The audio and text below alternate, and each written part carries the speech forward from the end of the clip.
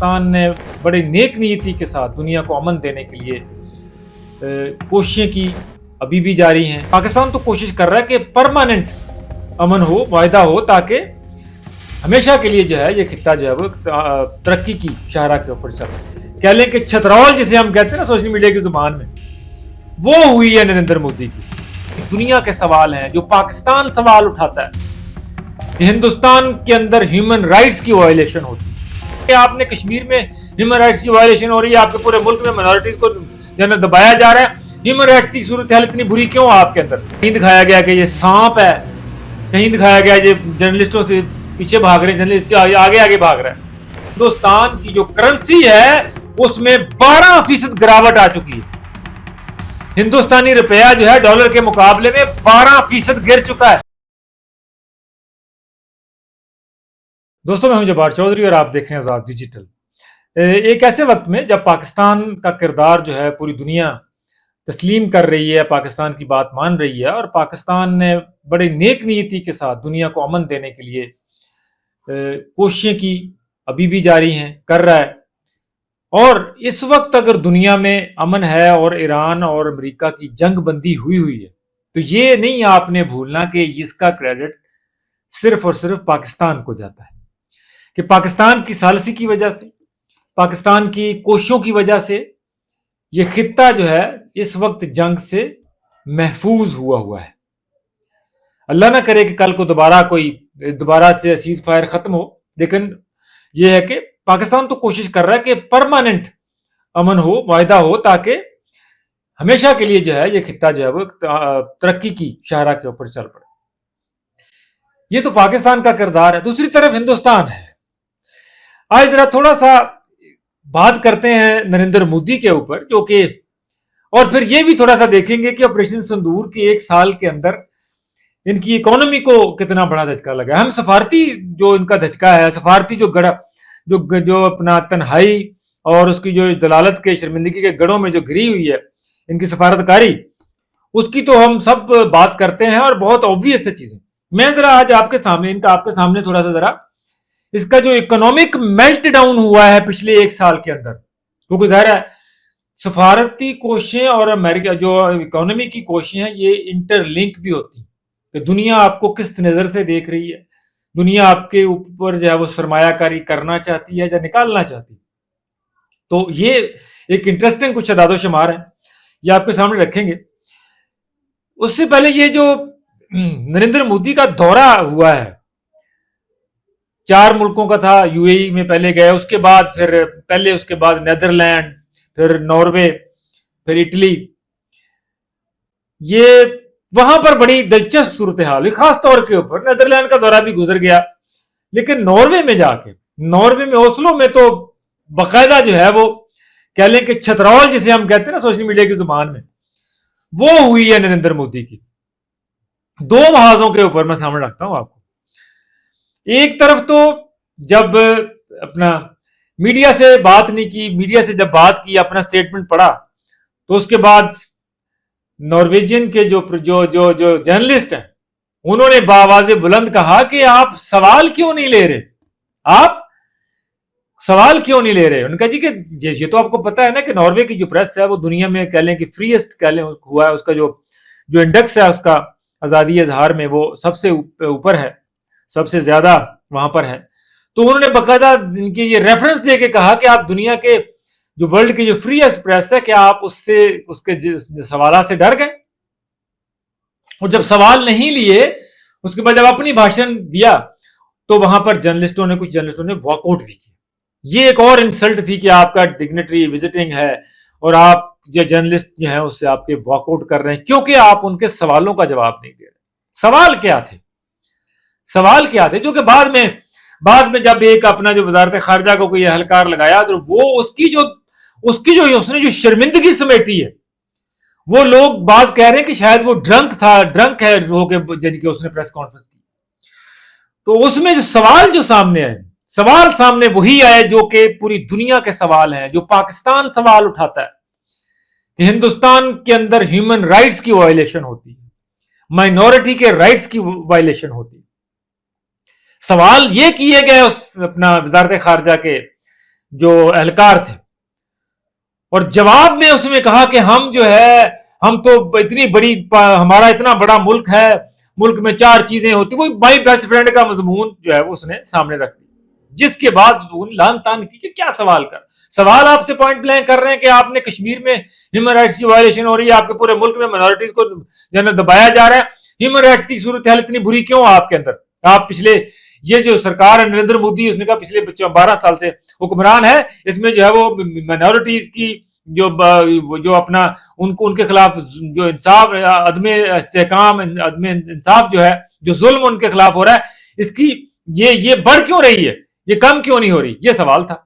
और जवाब था जी के हम जो है पूरी दुनिया का छठा, यानी कि कह लें कि छठा हिस्सा जो है वो हमारे पास पॉपुलेशन है, लेकिन दुनिया के प्रॉब्लम के में हम जो है ना हमारा शेर छठा नहीं है। इस तरह के वहां पे जवाब दिए गए।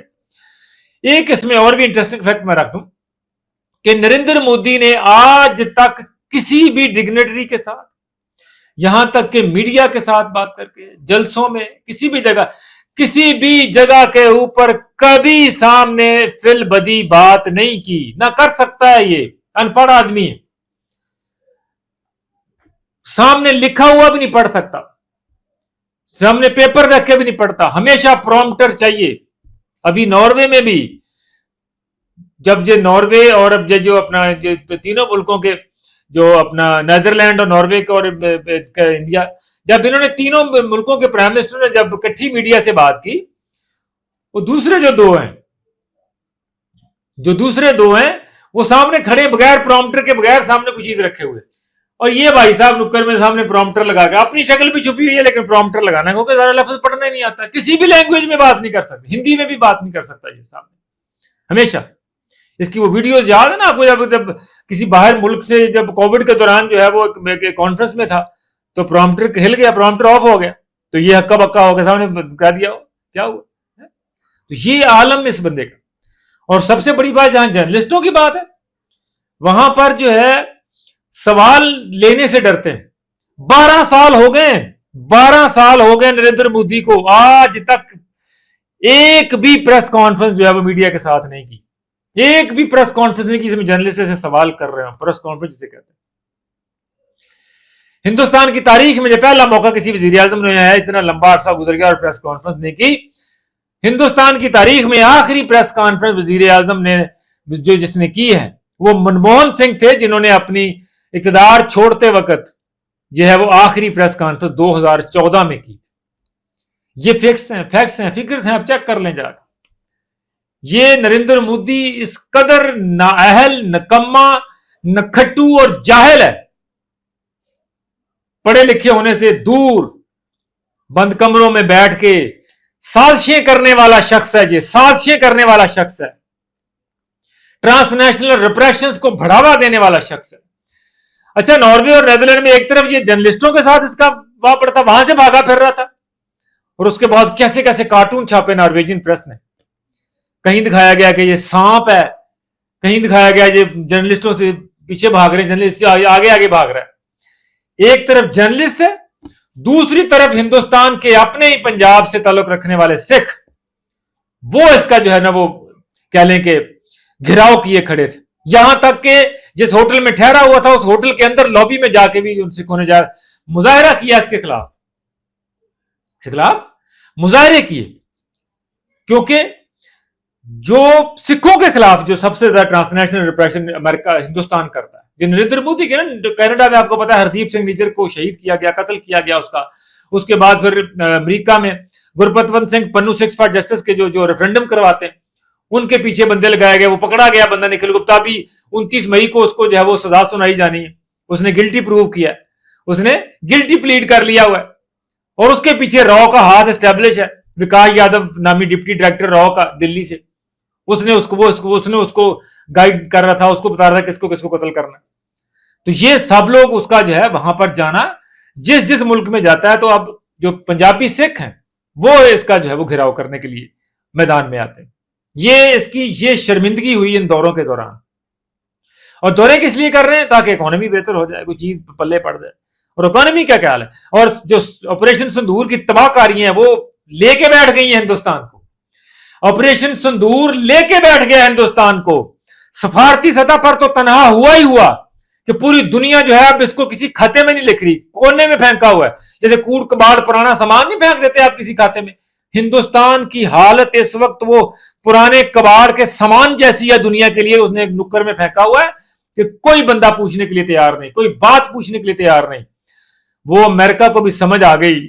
अमेरिका ने भी इसको रखा हुआ था ना यहाँ पे, ताकि चाइना के लिए बुली के तौर पर रखा हुआ था, चाइना को करने के लिए, और ये वहां भी फेल हो गया, वहां भी फेल हो गया। डोनाल्ड ट्रंप साहब को समझ आ गई कि ये तो खाम खाम इसके ऊपर पैसा लगाते हैं, हम तो खाम खा अपना बजट जो है वो हिंदुस्तान के ऊपर खर्च करते हैं, ये तो किसी काम का ही नहीं है, ये तो किसी काम का ही नहीं है। ना चाइना को कन्फ्रंट कर सकता है, ना पाकिस्तान से जीत सका है, ये तो बिल्कुल एक कंडम माल है। तो ये पुराने सामान की तरह जो है वो नुक्कर में बैठा है सफारती सतह के ऊपर। अब आ जाए इकोनॉमी के सतह पे। ये ऑपरेशन सिंदूर ने जो है ना इनकी इकोनॉमी की भी वाट लगाई। इकोनॉमी की वाट ये लगाई है कि ऑपरेशन सिंदूर से एक साल के अंदर अंदर हिंदुस्तान की जो करेंसी है उसमें 12% गिरावट आ चुकी है। हिंदुस्तानी रुपया जो है डॉलर के मुकाबले में 12% गिर चुका है। 100 रुपए को टच करने वाला है हिंदुस्तान का रुपया, एक डॉलर जो है 100 रुपए को टच करने वाला है। यही नरेंद्र मोदी था, जब मनमोहन सिंह था कभी कोई पैसा ऊपर था तो प्रेस उठ के तो जलसों में कहता था कि रुपया क्यों गिर रहा है। मैंने कैलकुलेट किया, देख रहा था जब नरेंद्र मोदी की यानी कि इसके जो 12 साल यानी आमद से लेके अब तक इंडियन करेंसी जो है वो 40% तक गिर चुकी है, 40% तक। जब नरेंद्र मोदी इक़्तिदार में आया था तो मेरा ख्याल है कि उस वक्त कोई 59 या 60 या कोई 58 रुपए का एक डॉलर था, 2013-14 की बात। अब आप देख लें कि वो 100 पे पहुंचने वाला है। तो इतना बड़ा जो है वो प्लंज, इतनी बड़ी गिरावट जो है नरेंद्र मोदी के 12 सालों में इसके रुपए के और करेंसी के ऊपर आई है कि डॉलर के सामने सस्टेन ही नहीं कर पा रहा। और उसके साथ साथ ये जो अभी जो रीसेंट क्राइसिस आया, आपने देखा कि पूरे पूरे पूरे हिंदुस्तान में पेट्रोल पंपों के ऊपर जो है वो 2-2, 4-4 किलोमीटर की लंबी लाइनें लगी हुई हैं, लोगों को गैस एलपीजी नहीं मिल रही, होटल जो है वो उन्होंने लकड़ों के ऊपर चले गए। ये मैनेजमेंट है इसकी। और उसके बाद अभी दुनिया को लोगों को अपने भाषण देके गया कि बाहर के सफर बंद कर दो, लोगों अपना यानी कि छुट्टियां भी दूसरे ममालिक में मत जाओ। और एन अगले दिन ये 4 ममालिक के दौरे पे चढ़ गया। लोग बिलीव ही नहीं कर रहे, लोग मजाइया कहते लतीफा है ये। हिंदुस्तान के लोगों की आंखें खुल चुकी और यहां तक जो है सुनाते रहे हमारी बड़ी अर्थव्यवस्था है, हम तीसरे नंबर की इकोनॉमी बनने जा रहे हैं, हम विश्व गुरु बनने जा रहे हैं। और वो ये आलम है हिंदुस्तान का कि पिछले 2 साल से 2024 से लेके अब फिर 26 आ गया, हिंदुस्तान की जो नेट एफडीआई है, जिनकी नेट फॉरेन डायरेक्ट इन्वेस्टमेंट जो है वो इंतहाई डिक्लाइन का शिकार है और 2025 में जो है वो माइनस में जा चुकी। यानी कि अब जितनी बाहर से इन्वेस्टमेंट कोई आ रही है उतनी ही इन्वेस्टमेंट अब लोग निकाल के वापस लेके जा रहे हैं। तो इंडिया की जो इकोनॉमी है, जो इंडिया मार्केट है, वो no more viable for investors. और अगर आप स्टॉक मार्केट का जायजा लें तो वहां पर रोजाना की बुनियाद के ऊपर सरमाया निकल के जो है वो दूसरे अब इन्वेस्टेड इनके। अब देखें ना, जो अंबानी और जो सबसे बड़े कौन होते हैं, इसके नरेंद्र मोदी के हैंडलर तो अडानी और अंबानी है ना, गुजरात के साहूकार थे, उन्होंने इसको बनाया, उन्होंने गुजरात में इन्वेस्टमेंट करके इसका औरा बनाया, इसको यानी कि इमेज बिल्डिंग की। उसके बाद उन्होंने जो है इसको स्टेज पे ला के दिया। अब उसके बाद जब उन्होंने सारी पैसा इन्वेस्ट कर लिया इसके ऊपर, अब तो वो वापस मांग रहे हैं। अब तो वो वापस डिविडेंड जो है ना वो इसके दौर में ये सारी जितनी सारी सेंट्रल पॉलिसी सारी हैं वो अडानी अंबानी सेंट्रिक है। और अडानी जो है अपना पैसा निकाल के अब अमेरिका लेके जा रहा है, क्योंकि वहां पे वो फ्रॉड में फंसा हुआ था। अब वहां उसने डील की है, प्ली बार्गेन की, उसने कहा मैं $10 अरब सरमाया करी करता हूं, मुझे आप जो है ना वो फ्रॉड से बरी कर दें। तो जस्टिस डिपार्टमेंट ने जो है ना वो चार्जेस विड्रॉ कर ली, तो मजीद $10 अरब इंडिया की इकोनॉमी से निकल के जो है ना वो अमेरिका में चले जाएंगे। तो अब देखिए आगे क्या हाल बनेगा इनका। तो ये इनका जो है ना वो ये 12 साल का जो दौर है नरेंद्र मोदी का, के अकलियतों के खिलाफ जुल्म, ह्यूमन राइट्स की वायलेशन, मुसलमानों के खिलाफ बुलडोजर पॉलिटिक्स, ठीक है, वो मामला खत्म।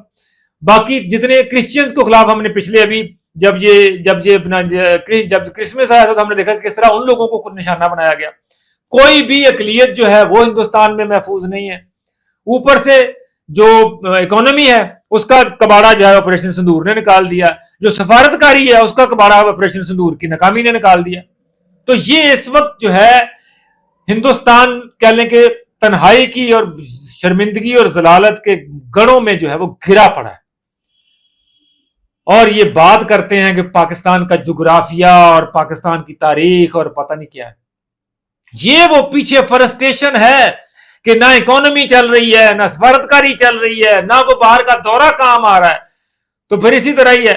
फिर उसके बाद टीवी के सामने, कैमरों के सामने बैठ के पाकिस्तान का जो है ना वो तवज्जो डाइवर्ट करो, फिर एक मरतबा के पाकिस्तान का जुग्राफिया निपटा देंगे। तो मैं जरा ये जो इंडियन आर्मी चीफ साहब का जो बयान है, इसकी जरा पीछे की कहानी आपके सामने रख दूं कि हिंदुस्तान में चल क्या रहा है। तो फिर आप उस तनाजर में जरा आप इन बयान को देखेंगे तो आपको लगेगा कि पाकिस्तान ने मार का हक में और ऑपरेशन सिंदूर में कितनी जोर से इनको काटा है, जिसकी जो है वो कह लें कि जिनकी कह लो कि बिल्कुल बर्बादी की किनारे के ऊपर जो है हिंदुस्तान जो है वो जाया चाहता है। तो ये आखिरी रिले हैं, आखिरी टेन्योर है नरेंद्र मोदी का। कोई हिंदुस्तान का वजीर आजम जो है इतना जलील हो के मुल्क से नहीं निकला इक़्तिदार से, जितना जलील हो के नरेंद्र मोदी जो है वो निकलेगा। ये मेरी बात नोट कर लें, लिख के रख लें, ये मेरा तजिया है कि जलील हो के इक़्तिदार से नरेंद्र मोदी निकलेगा। इजाजत दीजिए, अल्लाह ने के बाद।